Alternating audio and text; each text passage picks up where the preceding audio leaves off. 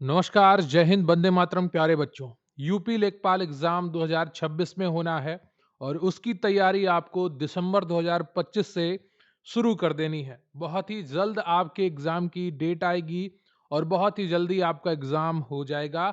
समय आपको जरा सा भी मौका नहीं देगा, तो तैयारी अभी से शुरू करिए। वीडियो को लाइक कर लीजिएगा, चैनल पर नए हैं चैनल को सब्सक्राइब कर लीजिएगा।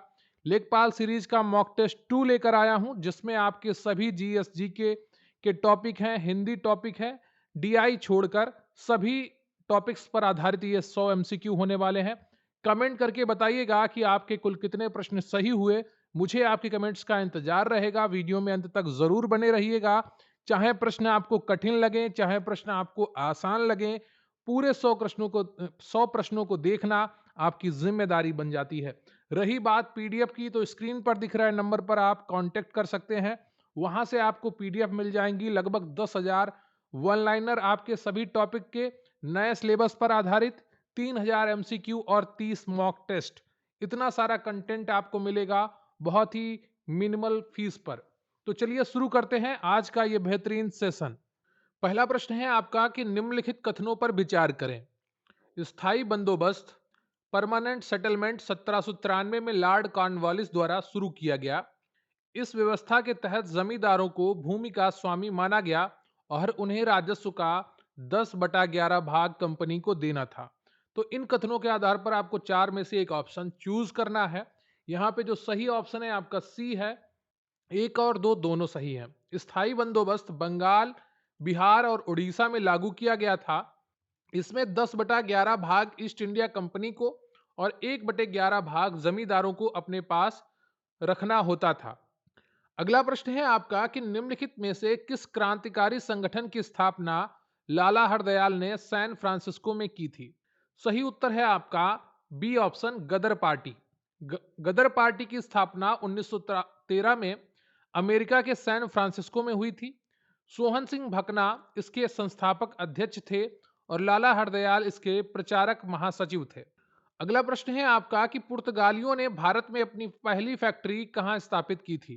सूरत, कोचीन, मछलीपट्टनम या पुलिकट। बताइएगा, पुर्तगालियों ने भारत में अपनी पहली फैक्ट्री कहां स्थापित की थी। सही उत्तर है आपका कोचीन। पुर्तगालियों ने अपनी पहली फैक्ट्री 1503 ईस्वी में कोचीन, केरल में स्थापित की थी। वास्को डिगामा 1498 में कालीकट पहुंचा था। अगला प्रश्न है आपका कि मुगल बादशाह जहांगीर के दरबार में आने वाला प्रथम अंग्रेज दूत कौन था। सही उत्तर आपको बताना है। सही उत्तर है आपका कैप्टन हॉकिंस। विलियम हॉकिंस 1608 में जहांगीर के दरबार में आया था। जहांगीर ने उसे इंग्लिश खान की उपाधि दी थी और 400 का मनसब प्रदान किया था।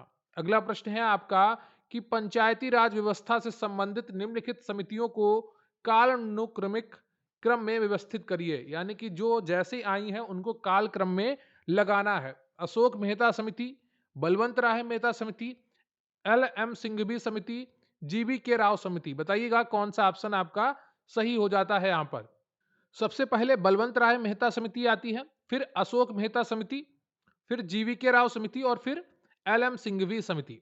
तो यहां पर आपका 2 1 4 3 सही होता है। बलवंत राय मेहता समिति 1957, अशोक मेहता 1977, जीवी के राव 1985 और आती है फिर लास्ट में एल एम सिंघवी 1986। सिंघवी समिति ने ही पंचायतों को संवैधानिक दर्जा देने की सिफारिश की थी। अगला प्रश्न है आपका कि भारतीय संविधान के किस अनुच्छेद के तहत वित्त आयोग का गठन किया जाता है। बताइएगा। सही उत्तर है आपका अनुच्छेद 280। वित्त आयोग का गठन राष्ट्रपति द्वारा हर 5 वर्ष पर किया जाता है। इसका मुख्य कार्य केंद्र और राज्यों के बीच करों का बंटवारा करना है। अगला प्रश्न है आपका कि सामुदायिक विकास कार्यक्रम भारत में कब शुरू किया गया था। आप सभी इससे परिचित होंगे, यह आपको पढ़ाया जा चुका है और आपने भी कई बार पढ़ा होगा। सही उत्तर है आपका 2 अक्टूबर 1952। यह भारत में ग्रामीण विकास के इतिहास में एक महत्वपूर्ण मील का पत्थर था। इसका उद्देश्य ग्रामीण क्षेत्रों का समग्र विकास करना था, हालांकि यह अपेक्षित सफलता प्राप्त नहीं कर सका। अगला प्रश्न है आपका कि निम्नलिखित में से कौन सी रबी की फसल नहीं है। गेहूं, सरसों, चना, मक्का। सही उत्तर है आपका डी, मक्का। मक्का मुख्य रूप से खरीफ की फसल है, हालांकि कुछ जगहों पर ये रबी में भी उगाई जाती है, लेकिन मुख्य वर्गीकरण में ये खरीफ की है। रबी फसलों में गेहूं, चना, सरसों, जौ आते हैं, जिनकी बुवाई अक्टूबर से नवंबर में की जाती है। अगला प्रश्न है आपका कि जनगणना 2011 के आंकड़ों के अनुसार भारत में सर्वाधिक लिंगानुपात केरल राज्य का है। न्यूनतम लिंगानुपात वाला राज्य बिहार है। बताइएगा कौन से कथन सही हैं? केवल एक, केवल दो, या दोनों ही गलत हैं? जनगणना 2011 के आंकड़ों के अनुसार भारत में सर्वाधिक लिंगानुपात केरल राज्य का है। न्यूनतम लिंगानुपात वाला राज्य बिहार है। सही उत्तर है आपका केवल एक सही है। केरल का लिंगानुपात 1084 है, जबकि न्यूनतम लिंगानुपात वाला राज्य हरियाणा है, जहां पर 879 था। अगला प्रश्न है आपका कि भारत का एकमात्र सक्रिय ज्वालामुखी कहां स्थित है? मिनिकॉय, बैरन, लक्षद्वीप या पंबन द्वीप? सही उत्तर है आपका बैरन द्वीप में। बैरन द्वीप अंडमान और निकोबार द्वीप समूह में स्थित है। यह दक्षिण एशिया का एकमात्र सक्रिय ज्वालामुखी है। अगला प्रश्न है आपका कि नाबार्ड की स्थापना किस पंचवर्षीय योजना के दौरान हुई थी? चौथी पंचवर्षीय, पांचवी पंचवर्षीय, छठी पंचवर्षीय या आठवीं पंचवर्षीय? सही उत्तर है आपका छठी पंचवर्षीय के दौरान। नाबार्ड की स्थापना 12 जुलाई 1982 को शिवरामन समिति की सिफारिश पर हुई थी। उस समय छठी पंचवर्षीय योजना 1980 से 85 चल रही थी। अगला प्रश्न है आपका कि भारत में गरीबी रेखा का आकलन करने के लिए किस समिति ने मासिक प्रति व्यक्ति उपभोग व्यय का सुझाव दिया था? तेंदुलकर समिति, रंगराजन समिति, लकड़वाला समिति या इनमें से कोई नहीं? सही उत्तर है आपका तेंदुलकर समिति। सुरेश तेंदुलकर समिति 2009 ने कैलोरी मॉडल से हटकर उपभोग व्यय को आधार बनाया था। रंगराजन समिति 2014 ने भी बाद में समीक्षा की थी। अगला प्रश्न है आपका कि प्रधानमंत्री ग्राम सड़क योजना के संदर्भ में क्या सही है? यह योजना 25 दिसंबर 2000 को शुरू की गई थी। वर्तमान में इसमें केंद्र और राज्य का वित्त पोषण अनुपात 60:40 है।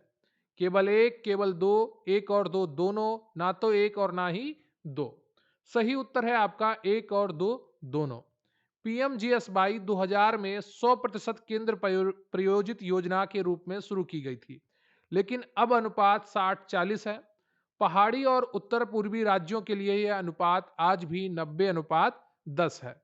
अगला प्रश्न है आपका कि जरीब में कड़ियों की संख्या और लंबाई के संबंध में कौन सा युग्म सही सुमेलित है? शाहजहानी जरीब 165 फीट, गंटर जरीब 66 फीट, मीट्रिक जरीब 30 मीटर या उपरोक्त सभी? बताइएगा जरीब में कड़ियों की संख्या और लंबाई के संबंध में कौन सा युग्म सही सुमेलित है? सही उत्तर है आपका उपरोक्त सभी। शाहजहानी जरीब 165 फीट लंबी होती है। गंटर जरीब करीब 66 फीट यानी कि 22 गज लंबी होती है, जो 1 एकड़ मापने में सहायक होती है। 10 वर्ग गंटर जरीब बराबर होता है 1 एकड़। अगला प्रश्न है आपका कि उत्तर प्रदेश में चकबंदी योजना सर्वप्रथम 1954 में किन दो तहसीलों में प्रायोगिक तौर पर शुरू की गई थी? सदर लखनऊ या मलिहाबाद लखनऊ, फूलपुर प्रयागराज और हंडिया प्रयागराज या कैराना मुजफ्फरनगर और मुसाफिर खाना सुल्तानपुर? सही उत्तर है आपका ए ऑप्शन, कैराना मुजफ्फरनगर और मुसाफिर खाना तहसील सुल्तानपुर।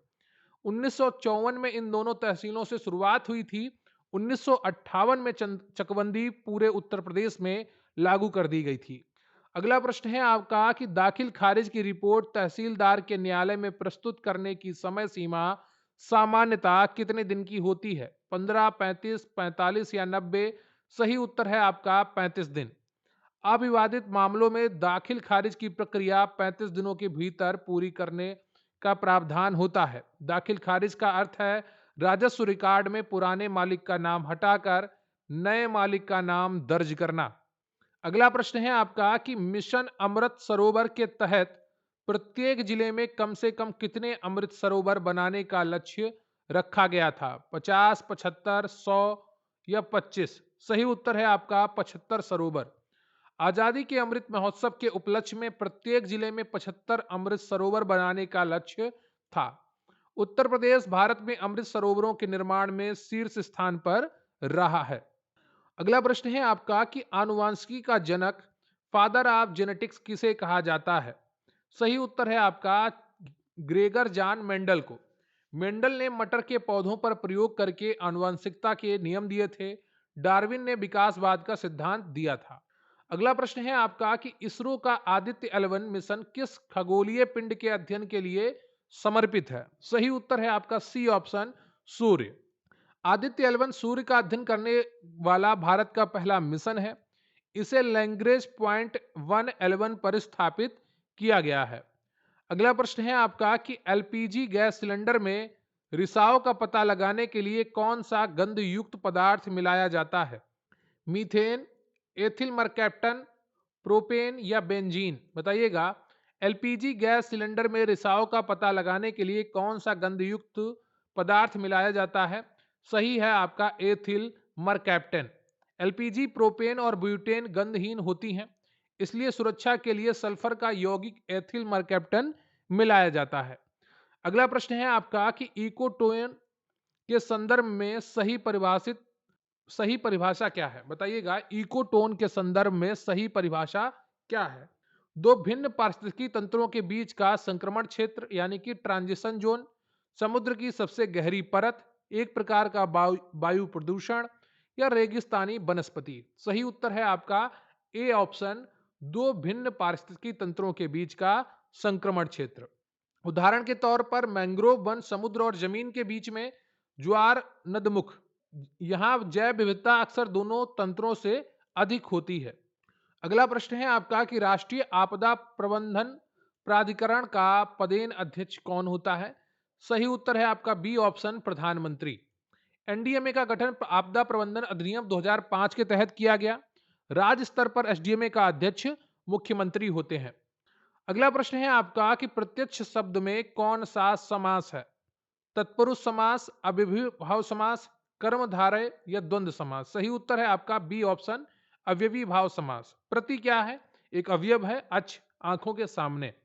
जिन शब्दों में पहला पद उपसर्ग या अवयव हो वहां अव्ययीभाव समास होता है। अगला प्रश्न है आपका कि निम्नलिखित में से कौन सा शब्द जंगम का विलोम होता है? तो जंगम का विलोम क्या होता है? स्थावर होता है। जंगम का अर्थ है चलने वाला, स्थावर का अर्थ है स्थिर रहने वाला। अगला प्रश्न है आपका कि नैसर्गिक का पर्यायवाची शब्द क्या है? तो नैसर्गिक का अर्थ होता है प्राकृतिक। नैसर्गिक का अर्थ होता है कुदरती या प्राकृतिक। इसका विलोम होगा कृत्रिम यानी कि आर्टिफिशियल।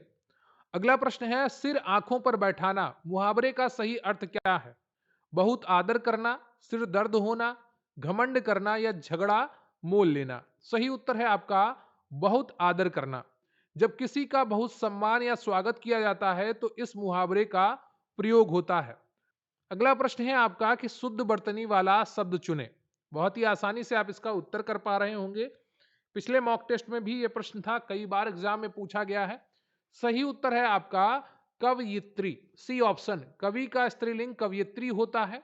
यह परीक्षा में बार बार पूछे जाने वाला शब्द है। अगला प्रश्न है आपका कि इंटरनेट प्रोटोकॉल वर्जन 6 IPv6 का एड्रेस साइज बिट कितने का होता है? तो ये 128 बिट का होता है। कितने बिट का? 128 बिट का। IPv4 32 बिट का होता है। IPv6 हेक्साडेसिमल फॉर्मेट का उपयोग करता है। कौन से फॉर्मेट का? हेक्साडेसिमल फॉर्मेट का उपयोग करता है IPv6। तो ध्यान रखिएगा 128 बिट भी और हेक्साडेसिमल फॉर्मेट भी ध्यान रखिएगा। जरूरी नहीं 128 बिट पूछे, हेक्साडेसिमल फॉर्मेट भी पूछ सकता है आपसे। अगला प्रश्न है आपका कि MS एक्सेल में किस सेल में वर्तमान दिनांक डालने की शॉर्टकट की क्या है? तो MS एक्सेल जो आपका सॉफ्टवेयर है, तो उसमें जब टाइपिंग करते हैं आप कोई सेल, तो वर्तमान दिनांक डालने की शॉर्टकट की क्या होती है? तो कंट्रोल प्लस सेमी कॉलन। ठीक है, कंट्रोल प्लस सेमी कॉलन से आप केवल आज की तारीख डालते हैं। Control shift plus semi colon से आप वर्तमान समय डाल सकते हैं। अगला प्रश्न है आपका कि फिशिंग साइबर सुरक्षा के संदर्भ में क्या है? कंप्यूटर वायरस है, धोखाधड़ी से संवेदनशील जानकारी चुराना है, एक एंटीवायरस सॉफ्टवेयर है या इंटरनेट की गति बढ़ाना है? सही उत्तर है आपका धोखाधड़ी से संवेदनशील जानकारी चुराना। फिशिंग में ईमेल या लिंक के जरिए यूजर नेम, पासवर्ड या बैंकिंग डिटेल्स चुराने का प्रयास किया जाता है। अगला प्रश्न है आपका कि कंप्यूटर की परमानेंट मेमोरी किसे कहा जाता है? रैम को या रोम को या सीपीयू को या कैश को? सही उत्तर है आपका रोम को, रीड ओनली मेमोरी। ये एक नॉन वोलेटाइल मेमोरी है, यानी बिजली जाने पर डेटा सुरक्षित रखती है। और रैम एक वोलेटाइल मेमोरी है जिसमें बिजली जाने पर, पावर कट होने पर डेटा चला जाता है। अगला प्रश्न है आपका कि उत्तर प्रदेश के निम्नलिखित लोकगीतों को उनके क्षेत्र के अनुसार मिलान करें। आला, बुंदेलखंड, बिरहा, पूर्वांचल, रसिया, ब्रजभूमि। बताइएगा कौन से सही है?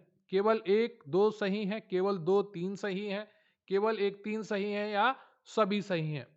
उत्तर है आपका सभी सही है। आल्हा वीर रस में गाया जाता है और ये बुंदेलखंड में गाया जाने वाला लोकगीत है। बिरहा पूर्वांचल भोजपुरी क्षेत्र का प्रमुख लोकगीत है। अगला प्रश्न है आपका कि उत्तर प्रदेश का कौन सा जिला चमड़ा उद्योग के लिए प्रसिद्ध है, जिसे पूर्व का मैनचेस्टर भी कहा जाता था? सही उत्तर है आपका कानपुर।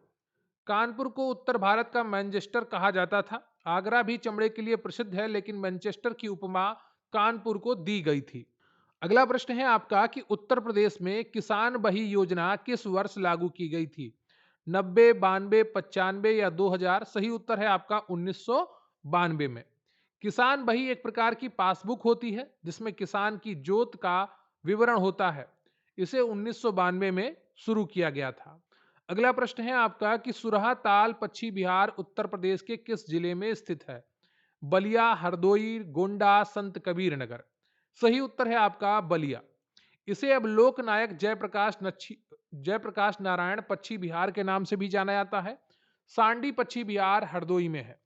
अगला प्रश्न है आपका कि उत्तर प्रदेश की साक्षरता दर 2011 की जनगणना के अनुसार कितनी है? बताइएगा उत्तर प्रदेश की साक्षरता दर 2011 की जनगणना के अनुसार कितनी है?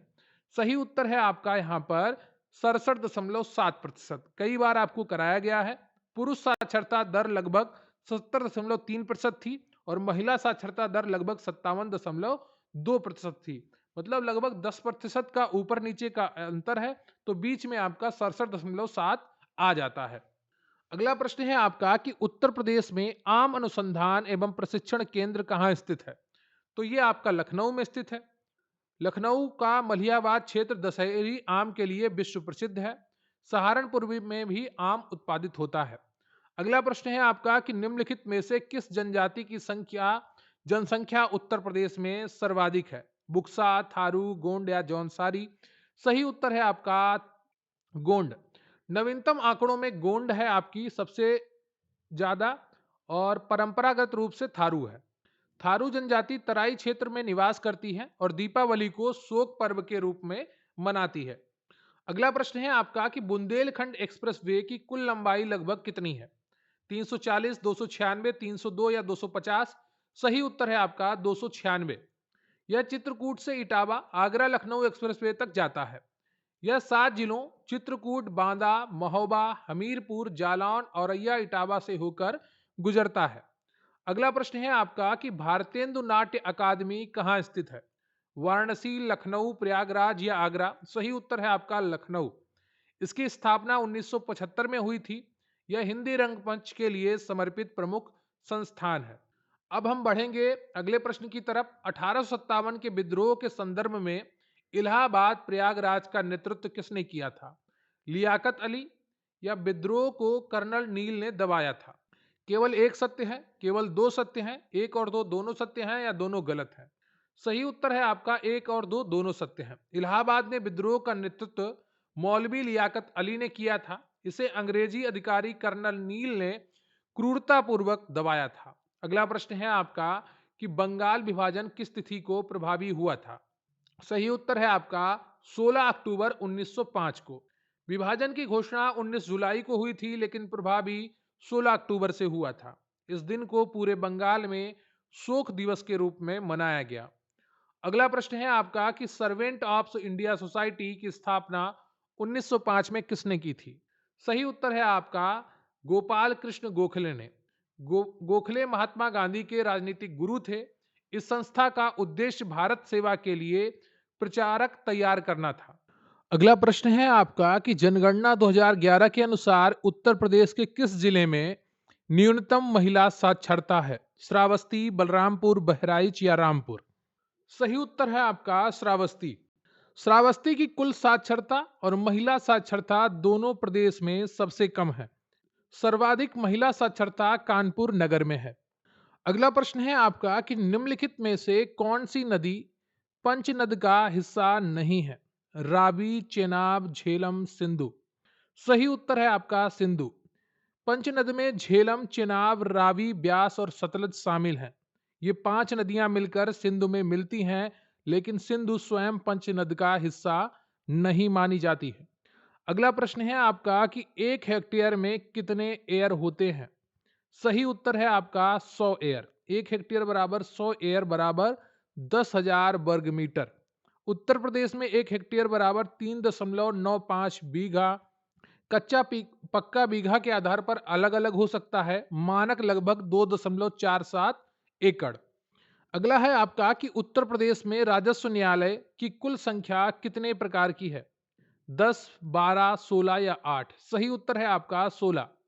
राजस्व न्यायालय में सबसे निचली अदालत नायब तहसीलदार की होती है, जबकि शीर्ष पर राजस्व परिषद आता है। अगला प्रश्न है आपका कि मनरेगा के तहत जॉब कार्ड की वैधता कितने वर्ष की होती है?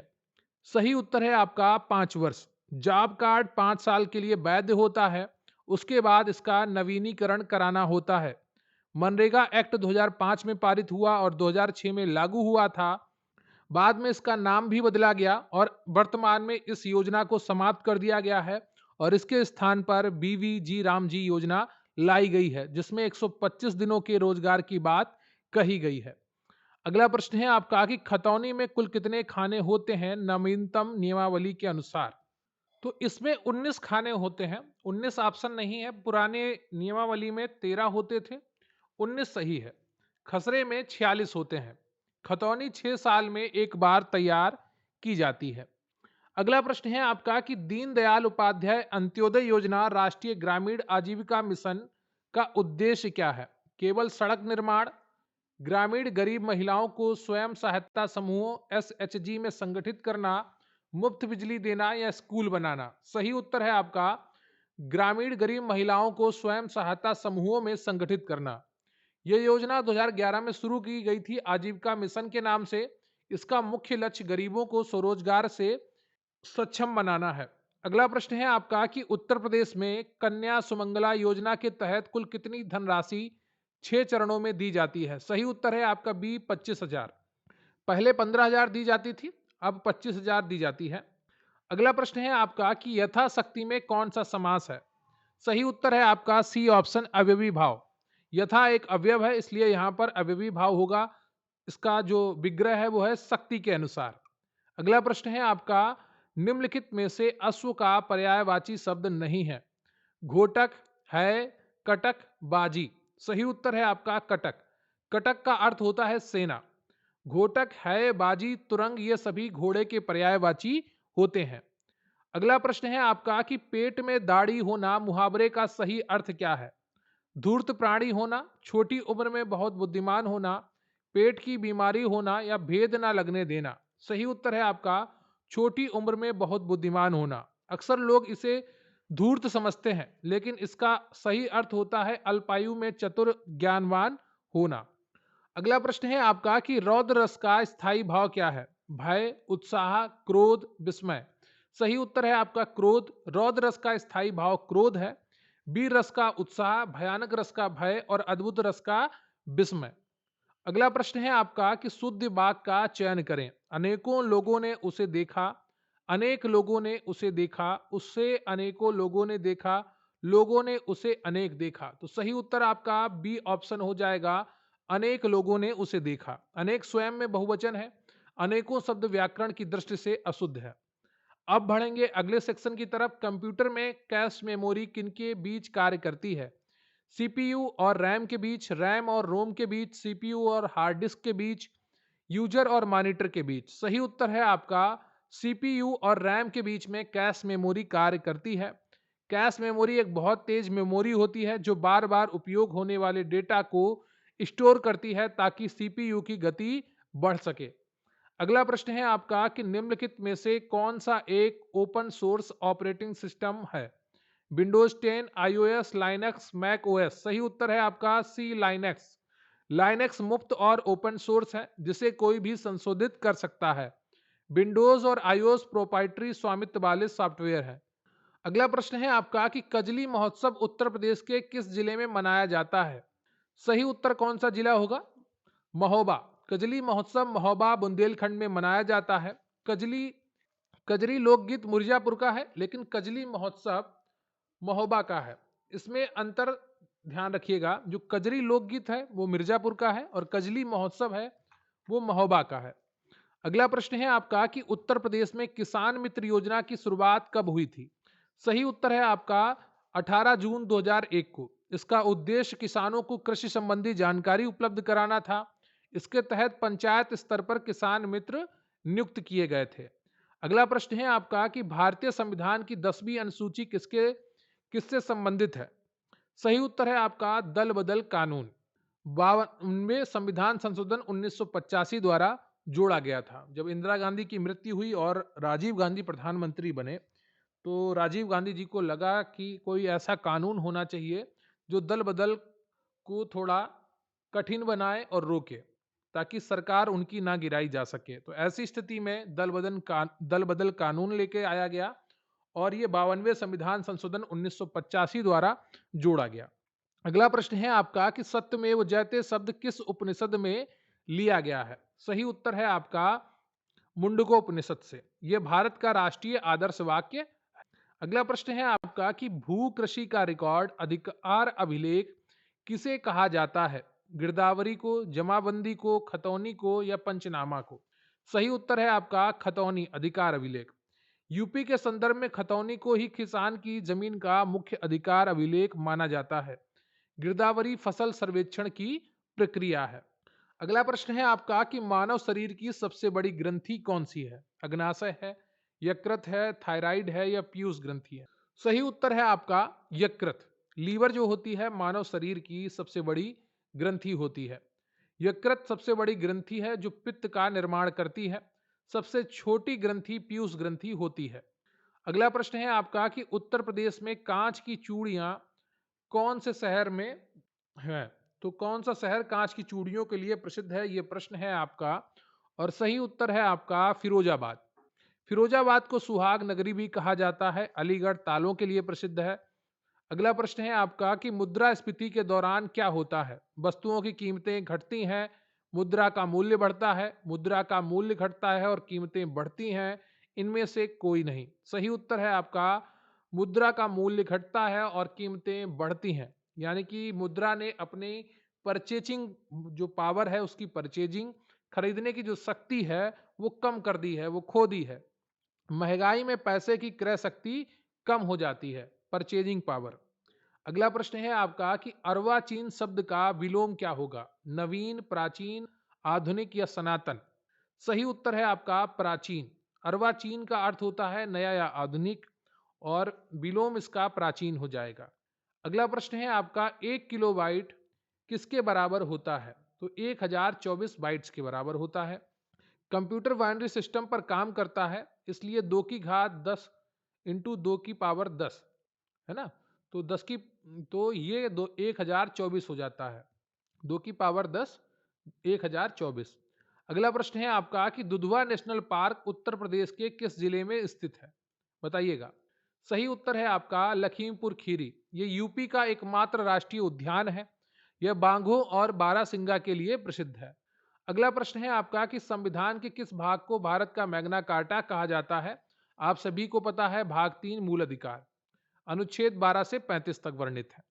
अगला प्रश्न है आपका कि सांसद आदर्श ग्राम योजना की शुरुआत किसके जन्मदिन पर की गई थी? सही उत्तर है आपका बी ऑप्शन, जयप्रकाश नारायण, 11 अक्टूबर 2014 को। अगला प्रश्न है आपका कि अंधे की लकड़ी मुहावरे का अर्थ है? बहुत कमजोर होना, एकमात्र सहारा होना, बिल्कुल असमर्थ होना, लकड़ी का व्यापार करना। सही उत्तर है आपका एकमात्र सहारा होना। अगला प्रश्न है आपका कि पानीपत का तीसरा युद्ध 1761 किनके बीच लड़ा गया था? अकबर और हेमू, मराठा और अहमद शाह अब्दाली, बाबर और इब्राहिम लोदी, अंग्रेज और टीपू सुल्तान। सही उत्तर है आपका बी, मराठा और अहमद शाह अब्दाली। इस युद्ध ने मराठों की जो शक्ति लगातार बढ़ रही थी उसको काफी कमजोर कर दिया और एक बात स्थापित कर दी कि मराठा संपूर्ण भारत पर राज्य नहीं कर पाएंगे। अगला प्रश्न है आपका कि विटामिन डी की कमी से कौन सा रोग होता है? स्कर्वी, रिकेट्स, सूखा रोग, रतौंधी या बेरी? तो विटामिन डी की कमी से रिकेट्स होता है, सूखा रोग।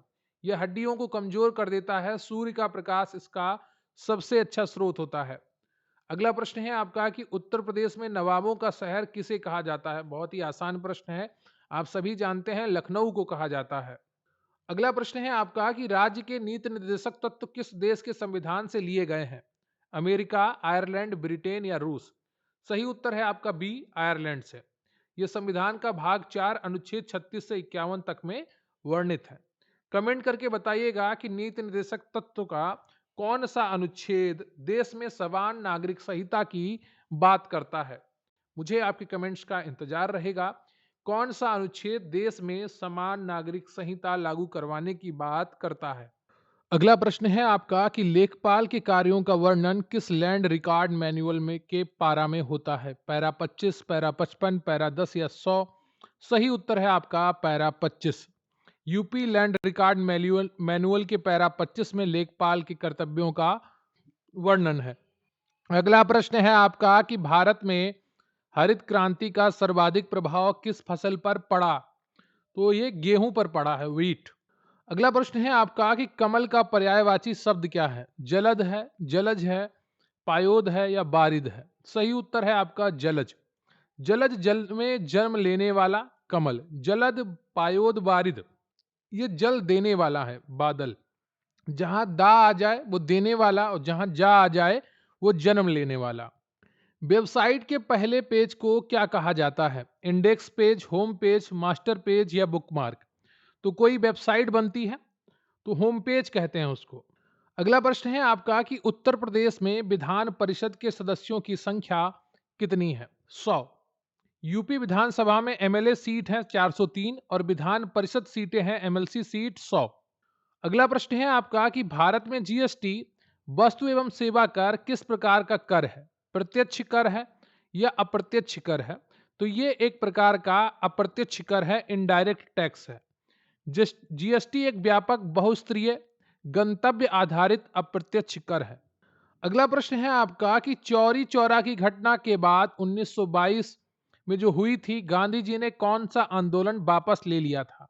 भारत छोड़ो आंदोलन, सविनय अवज्ञा आंदोलन, असहयोग आंदोलन या चंपारण सत्याग्रह? सही उत्तर है आपका असहयोग आंदोलन वापस ले लिया था, जब गोरखपुर की चौरी चौरा में हिंसक भीड़ ने पुलिस थाने में आग लगा दी थी। अगला प्रश्न है आपका कि चकबंदी विभाग का प्रमुख कौन होता है? तो सही उत्तर है आपका बी ऑप्शन, चकबंदी आयुक्त। अगला प्रश्न है आपका कि ध्वनि की गति सबसे अधिक किसमें होती है? निर्वात में, वायु में, पानी में, इस्पात या ठोस में?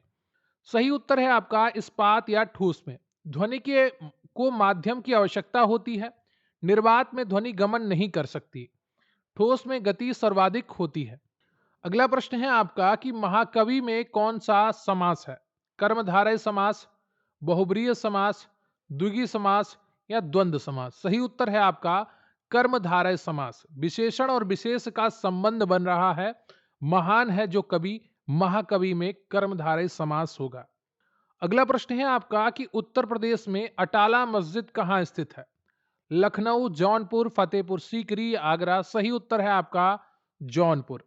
इसे सरकी शासक इब्राहिम शाह सरकी ने बनवाया था। जौनपुर को सिराज ए हिंद भी कहा जाता है। अगला प्रश्न है आपका कि भारत की मानक समय रेखा 82.5 डिग्री पूर्वी देशांतर उत्तर प्रदेश के किस स्थान से गुजरती है? तो प्रयागराज, नैनी, मिर्जापुर से होकर गुजरती है। यह रेखा भारत के 5 राज्यों से होकर गुजरती है। वे 5 राज्य कौन से हैं? कमेंट बॉक्स में बताइएगा। अगला प्रश्न है आपका कि राष्ट्रपति पर महाभियोग चलाने की प्रक्रिया किस अनुच्छेद में है? बताइएगा, राष्ट्रपति पर महाभियोग चलाने की प्रक्रिया किस अनुच्छेद में है? सही उत्तर है आपका अनुच्छेद 61। अगला प्रश्न है आपका कि सहकारी खेती किस प्रकार की समस्या का समाधान हो सकती है? जोत के छोटे आकार, सिंचाई की कमी, बीजों की कमी या इनमें से कोई नहीं। सही उत्तर है आपका जोत के छोटे आकार। भारत में भूमि के छोटे छोटे टुकड़ों विखंडन की समस्या है, जिसे सहकारी खेती द्वारा बड़े फार्म में बदलकर हल किया जा सकता है। अगला प्रश्न है आपका कि रैम का पूर्ण रूप क्या है? Read SS memory, random SS memory, run SS memory या रियल एसएस मेमोरी। सही उत्तर है आपका रैंडम एसएस मेमोरी। यह कंप्यूटर की अस्थाई मेमोरी होती है। अगला प्रश्न है आपका कि आकाश पाताल एक करना मुहावरे का अर्थ क्या है?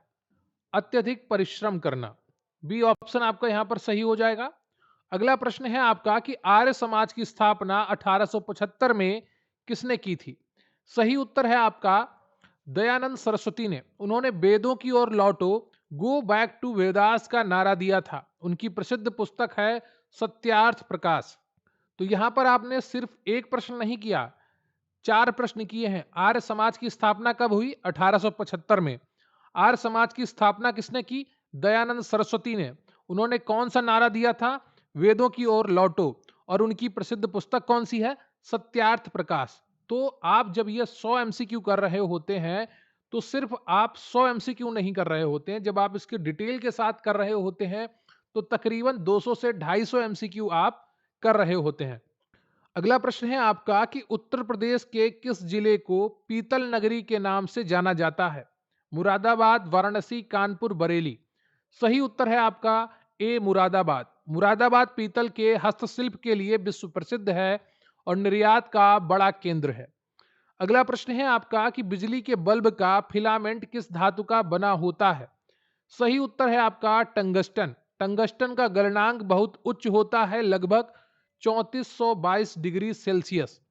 अगला प्रश्न है आपका कि भूधारण प्रणाली में रैयतवाड़ी व्यवस्था का जनक किसे माना जाता है? Lord Cornwallis, Thomas Munro, Halt Mackenzie या लॉर्ड डलहौजी। सही उत्तर है आपका B option, Thomas Munro. Ryotwari व्यवस्था में किसान सीधे सरकार को लगान देते थे। यह मद्रास और बॉम्बे प्रेसिडेंसी में लागू थी। अगला प्रश्न है आपका कि श, स और स, हा कौन से व्यंजन कहलाते हैं? स्पर्श व्यंजन, अंत्यस्थ व्यंजन, ऊष्म व्यंजन या संयुक्त व्यंजन। तो ये व्यंजन कहलाते हैं ऊष्म व्यंजन। इनके उच्चारण में मुख से गर्म हवा निकलती है। अगला प्रश्न है आपका कि भारत में त्रिस्तरीय पंचायती राज की सिफारिश किस समिति ने की थी? सही उत्तर है आपका बी ऑप्शन, बलवंत राय मेहता समिति।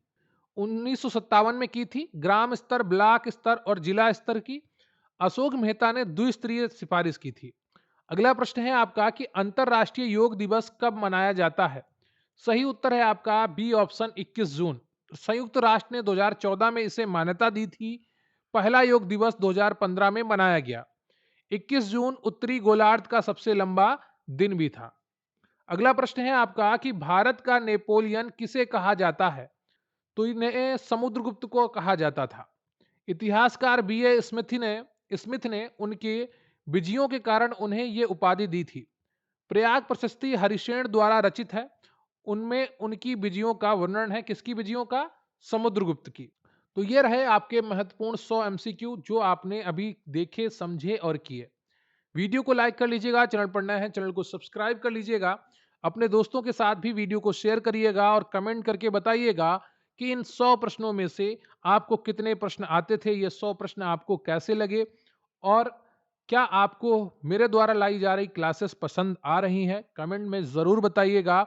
मुझे आपके कमेंट्स का इंतज़ार रहेगा। अगर आपको क्लासेस अच्छी लगती हैं, आपको हेल्पफुल लगती हैं, तो कमेंट में ज़रूर बताइएगा। बगैर किसी हिचक के मुझे आपके कमेंट्स का इंतज़ार रहता है। मिलेंगे फिर किसी अन्य वीडियो में, तब तक के लिए अपना ख्याल रखिए। और रही बात पीडीएफ की, तो मात्र 100 रुपए में आपको बहुत अच्छा कंटेंट मिल रहा है। 10 से 8-10 हज़ार आपको यहाँ पर वन लाइनर मिलने वाले हैं आपके नए सिलेबस पर आधारित, और आपको 3000 से अधिक एमसीक्यू मिलने वाले हैं। 30 मॉक टेस्ट मिलने वाले हैं मात्र 100 रुपए में। बहुत ही कम कीमत है। तो इसकी तैयारी अगर आप अच्छे तरीके से करना चाहते हैं, लेखपाल एग्जाम के लिए अपने आप को 100% तैयार रख के आगे बढ़ना चाहते हैं, तो आप जरूर जुड़ सकते हैं हमारे टेलीग्राम प्राइवेट टेलीग्राम चैनल से, जहां पर आपको सभी पीडीएफ प्रोवाइड करवाई जाती हैं।